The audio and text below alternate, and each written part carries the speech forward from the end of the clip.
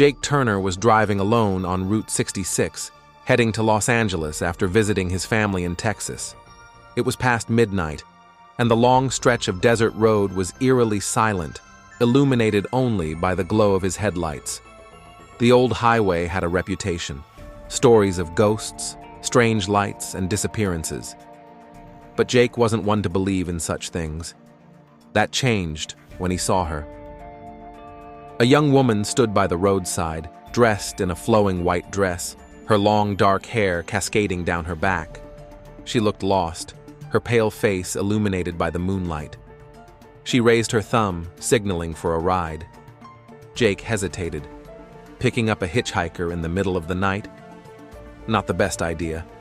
But something about her seemed harmless, even helpless. He pulled over. The woman got in without a word.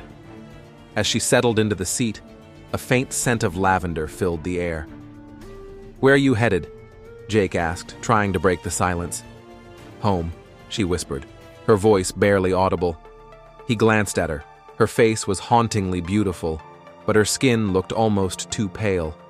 Her hands, resting in her lap, seemed unnaturally cold. "Where's home?" She turned to him, her dark eyes reflecting nothing but emptiness. "Just past the next bridge." Jake nodded, gripping the wheel tighter. The highway stretched endlessly, the desert surrounding them as the radio crackled with static. A chill crept into the car, despite the warm summer air outside. Minutes passed.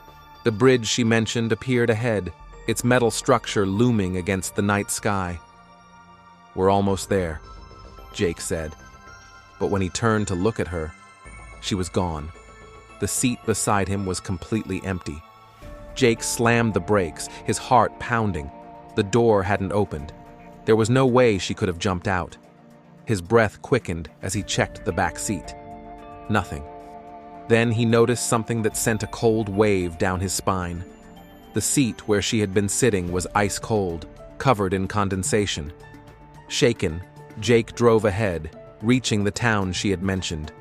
He pulled into a diner, still trying to process what had happened. He told the old man behind the counter about the girl, the one in white, the one who vanished. The man's face paled. "You saw Emily Carter, didn't you?" "Who?" Jake asked, confused. The old man sighed. "She died in a car crash on Route 66, 50 years ago, right before the bridge." Jake's stomach dropped. "They say she still hitches rides, trying to get home." His hands trembled as he reached for his coffee. His rearview mirror reflected the empty seat beside him. But for a split second, he could swear he saw her sitting there, smiling. Many travelers have claimed to see the vanishing hitchhiker, always near the bridge, always looking for a ride home. Some ignore her, some pick her up, some never make it past the bridge. Would you give her a ride? Let us know in the comments.